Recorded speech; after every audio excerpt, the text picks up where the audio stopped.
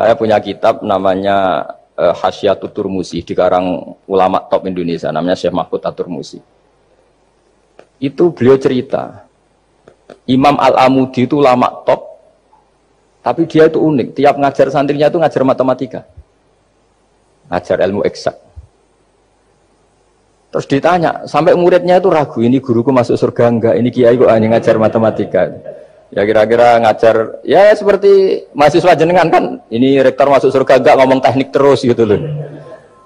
Tapi gurunya kayaknya enggak terima, diuzoni santrinya itu enggak terima, karena beliau seorang wali. Murid-muridnya itu bermimpi. Ini penting saya ceritakan, mungkin agak aneh di dunia kampus ya, di bab ini. Kalau dalam teori kita, Pak On itu, mimpi sama nyata, melihat itu otoritatif mimpi. Ini yang agak aneh di ilmu pesantren. Jadi melihat jenengan langsung dengan mimpi itu otoritatif mimpi. Karena mimpi ru'yal mukmin dijamin oleh Rasulullah sama dengan 46 juz'un minan nubuwah. Jadi persennya itu besar sekali, 46% dari juz'un minan nubuwah, otoritatifnya. Nah tentu tidur yang benar. Logikanya gini, kata-kata kitab-kitab menjelaskan. Orang kalau melihat langsung itu pasti terpengaruhi oleh cinta atau tidak cinta, senang atau tidak senang, sedang butuh apa enggak. Jadi kalau saya sedang butuh dengan Pak Rektor itu melihatnya dengan penuh harapan. Jadi kalau saya sakit mau mati itu senang lihat dokter karena ini harapan, Rektor nggak ngefek gitu kan gitu. Tapi kalau saya politikus ngelihat ketua partai itu lebih respect ketimbang melihat dokter. Jadi gara-gara banyak kepentingan ini melihat itu nggak pernah jujur gitu. Nggak pernah jujur. Jadi kebodohan manusia justru karena melihat itu kalau dalam teori kitab. Makanya kalau dalam teori pesantren itu kebalik, anna sunyamun wa idza matu intabahu. Manusia itu hakikatnya tidur, baru setelah mati bangun. Misalnya kita di dunia nganggap uang itu penting, harta itu penting, jabatan penting. Setelah kita mati ternyata yang paling penting itu hanya sujud. Karena kamu itu kenangan ketemu Allah terbaik itu sujud. Yang kita anggap penting di dunia semuanya tidak penting. Yang kita anggap sepele kayak sholat ternyata itu super penting. Tapi sadar itu nunggu nanti di akhirat.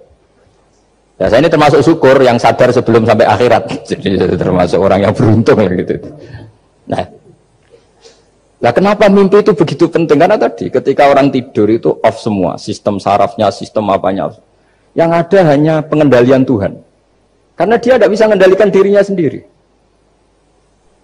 Apalagi kalau tidurnya benar ya tentu pakai wudhu, terus pakai doa-doa, terus menghadap kayak mayit itulah, standar mayit, menghadap ke kiblat kayak posisi mayit itu. Sehingga dia ada intervensi pada dirinya sendiri, ya tidak punya keinginan dari dirinya sendiri. Kamu kan nggak bisa ingin, wah tidur ingin ketemu wanita cantik kan tidak bisa tentukan gitu. Akhirnya ya benar-benar hanya milik Allah. Apalagi kalau kita bacanya benar, terus pikirannya benar. Makanya uniknya dalam Islam adalah doa mau tidur dengan wiridan setelah sholat itu ajarannya Nabi banyak mau tidur. Wiridan subhanallah 33, alhamdulillah 33, akbar 33 dan disempurnakan seterusnya itu. Itu ijazah Nabi kepada Sayyidah Fatimah itu untuk mau apa? Tidur. Bismika wada'tu jambi wa bismika arfa'u. Sampai doanya panjang. Allahumma aljatu zuhri ilaika. Panjang sekali doa mau tidur. Saya yakin jenengan ndak hafal dan ndak. Paling ya bismika wada'tu jambi apa? Bismika Allahumma ahyawamu. Itu sebagian ustadz bilang itu doa ngaji katanya. Oh, itu. Ada seorang ustadz saking mangkelnya, ibu sudah baca doa ngaji, belum tak juara. Bismika Allahumma ahya, bismika wa amr. Wah itu kan doa mau tidur Pak Ustadz. Iya biasanya kalau ngaji tidur. jadi doa itu kalau itu doa mau. Akhirnya mimpi itu penting. Karena di situ manusia nggak punya nafsu, nggak punya keinginan. Sehingga yang ada itu, kata Nabi itu, ada sittatun wa arba'una juz'an minan nubuwah. Sehingga dulu itu, mimpi itu jadi sarana betul. Kita tahu kan cerita orang-orang dulu, Fir'aun itu kurang jahatnya, kurang kelirunya. Dia mimpi ada api dari Bani Israel yang membakar kerajaannya. Dan semua pentawilnya sepakat, itu maksudnya Anda akan dihabisin kerajaan Anda oleh bayi dari Bani Israel. Begitu juga raja zaman Nabi Yusuf, itu mimpi kalau ngalami ada 7 sapi yang gendut, dimakan oleh 7 sapi yang kurus. Jadi mimpi itu sarana, bahkan dari orang kafir. Karena Ya tadi yang preman ya nggak ada premannya, yang soleh ya nggak ada solehnya, semua dikendalikan oleh Allah Ta'ala pas tidur. Sehingga tidur ini menurut agama lebih otoritatif, asal dengan tidur yang benar. Jangan tidur sambil ngerokok terus terbangun karena ininya kena itu.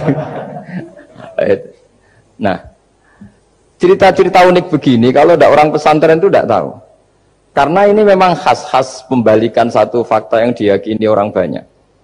Sehingga ulama dulu itu cerita, ini saya teruskan. Imam Amudi itu akhirnya murid-muridnya mimpi.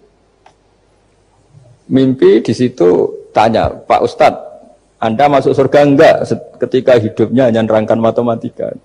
Oh iya, saya bahkan enggak sekedar di surga.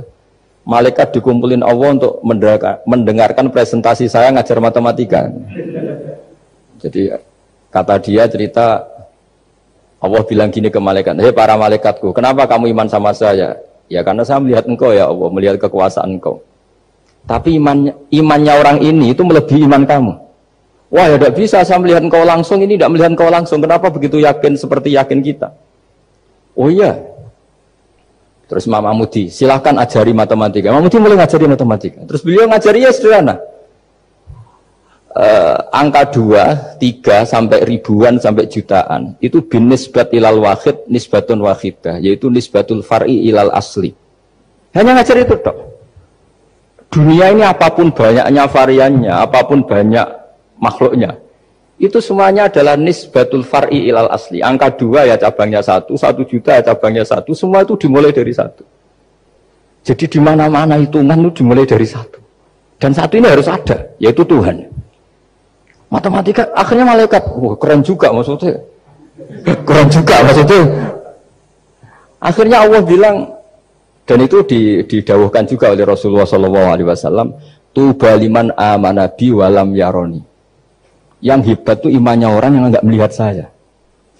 Makanya masyhur itu malaikat ditanya Allah, siapa imannya yang paling kuat? Ya kita, karena melihat engkau langsung ya Allah. Para nabi.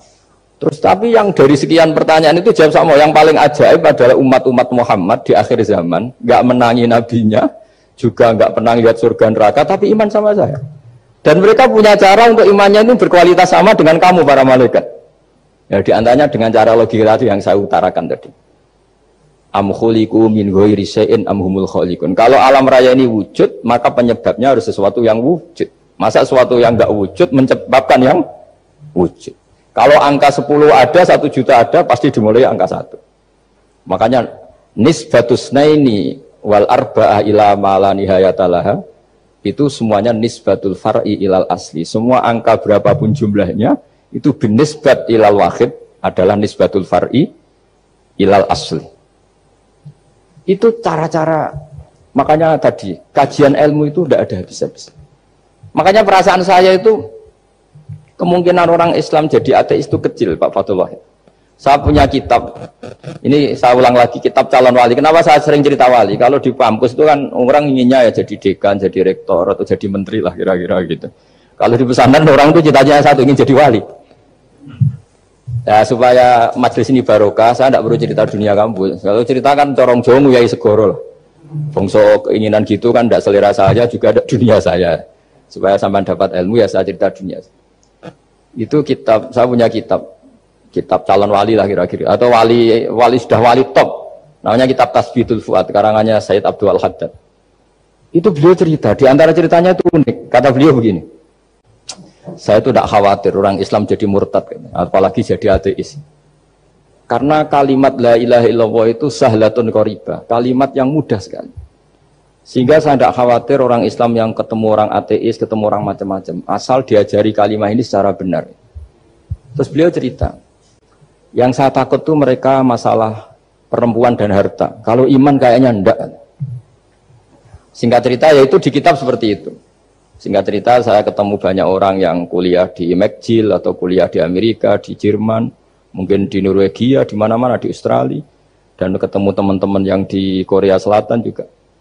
Mereka itu orang kebanyakan yang nyuwun sewu enggak keluarga kiai, tapi mereka enggak ada yang enggak tetap iman.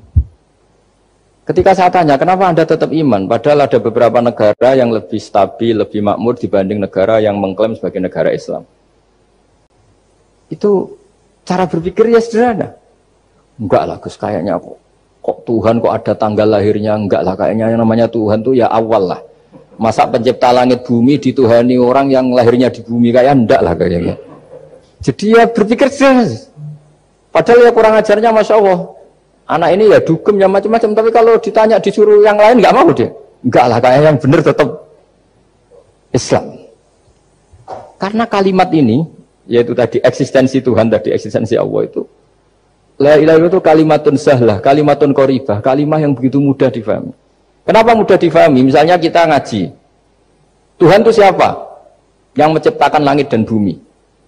Dengan misalnya perbandingan Tuhan itu siapa? Yang lahir di bumi tahun sekian. Enak mana cara kita menerima itu? Kan keren yang menciptakan langit dan bumi.